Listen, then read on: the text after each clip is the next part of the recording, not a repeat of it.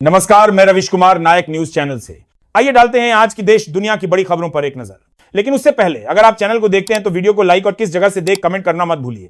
कांग्रेस नेता राहुल गांधी ने फिर बड़ा आरोप लगाया है। उन्होंने कहा लोकतंत्र पर संकट मंडरा रहा है, वोटर लिस्ट में हेराफेरी करके जनता की आवाज दबाई जा रही है। जानिए इस आरोप के बाद राजनीति में क्या हलचल मची है। पहली खबर, उत्तर प्रदेश के देवरिया जिले के लार थाना क्षेत्र में रविवार की रात इंसानियत शर्मसार हो गई। हरिजन टोला में एक नाबालिग लड़की की बेरहमी से हत्या कर दी गई। दरअसल बताया जा रहा है कि अभिषेक प्रसाद नाम के युवक ने अपनी प्रेमिका को रात में मिलने के लिए बुलाया, फिर उसके साथ दुष्कर्म किया और गला मरोड़कर हत्या कर दी।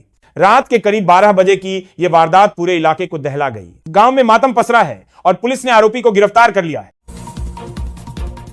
दूसरी खबर, लालू परिवार पर बड़ा फैसला आज। बिहार की राजनीति में आज बड़ा दिन है।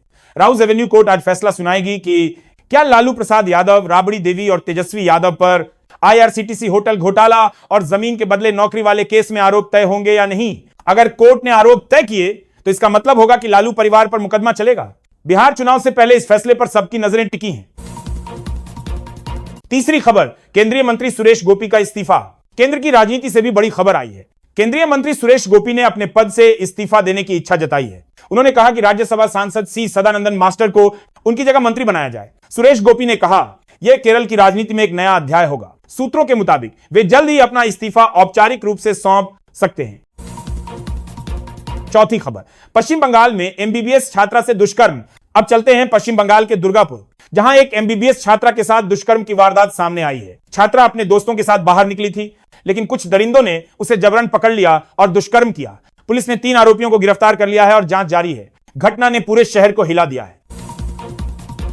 अफगानिस्तान की राजधानी काबुल में गुरुवार देर रात 2 तेज धमाकों से पूरा इलाका दहल उठा। चश्मदीदों ने इसे पाकिस्तान की एयर स्ट्राइक बताया है। कहा जा रहा है कि टीटीपी चीफ को मारने की कोशिश की गई। हालांकि तालिबान प्रवक्ता ने जांच जारी रहने की बात कही है। धमाके ऐसे वक्त हुए जब अफगान विदेश मंत्री अमीर खान मुत्ताकी भारत दौरे पर थे।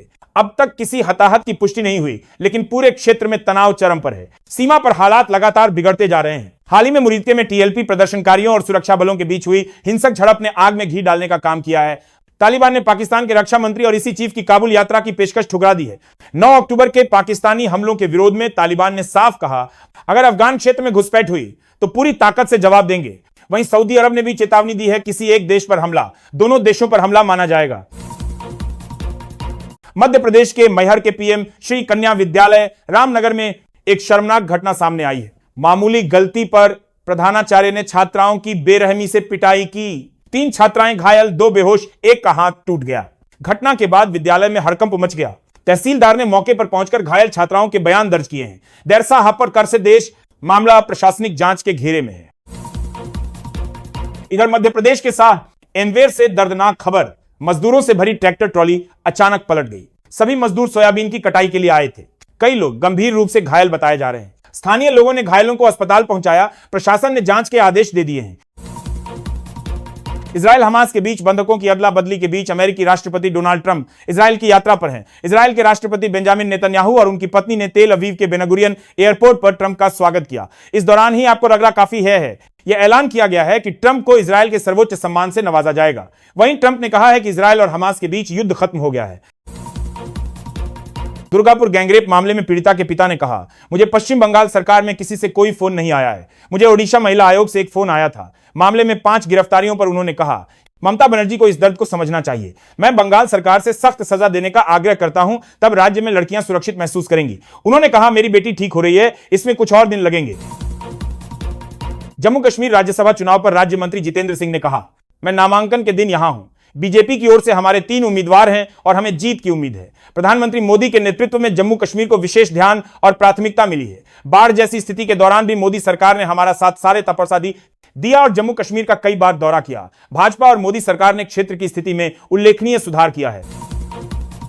बिहार विधानसभा चुनाव को लेकर बीजेपी नीति गठबंधन एनडीए ने सीट शेयरिंग की घोषणा कर दी है। बीजेपी और जेडीयू 101 सीटों पर चुनाव लड़ेंगी। इसके अलावा चिराग पासवान की LJP R 29 seat, Jitan Ram Manjhi की हम 6 सीट और उपेंद्र कुशवाहा की आरएलएम 6 सीट पर चुनाव लड़ेगी। बिहार में 6 और 11 नवंबर को मतदान होगा। हरियाणा के वरिष्ठ आईपीएस अधिकारी वाई पूर्ण कुमार की आत्महत्या के मामले में मुख्यमंत्री नायब सिंह सैनी ने पहली प्रतिक्रिया दी है। उन्होंने कहा दोषी कितना ही प्रभावशाली व्यक्ति क्यों ना हो, बख्शा नहीं जाएगा। बकौल रिपोर्ट्स, पंचकूला में बीजेपी की प्रदेश कार्यकारिणी की बैठक में मुख्यमंत्री ने 2 मिनट का मौन रखकर दिवंगत आईपीएस अधिकारी को श्रद्धांजलि भी दी।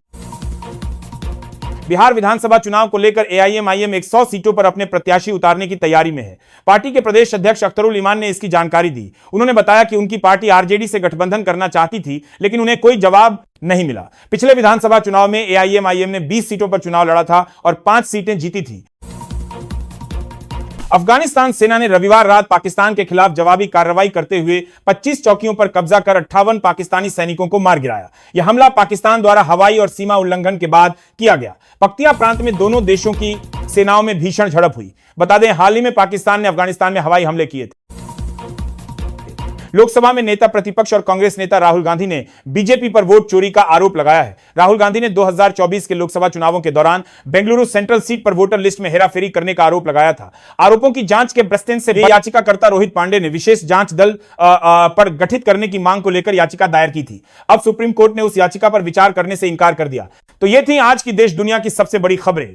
कहीं युद्ध खत्म हुआ तो कहीं चुनावी रण शुरू हो गया। आपको कौन सी खबर सबसे ज्यादा चौंकाने वाली लगी, कमेंट में बताइए और वीडियो को लाइक, शेयर और सब्सक्राइब करना मत भूलिए। बाय दाब, क्योंकि ऐसी ही खबरें आपको मिलेंगी सबसे पहले, सबसे भरोसेमंद तरीके से।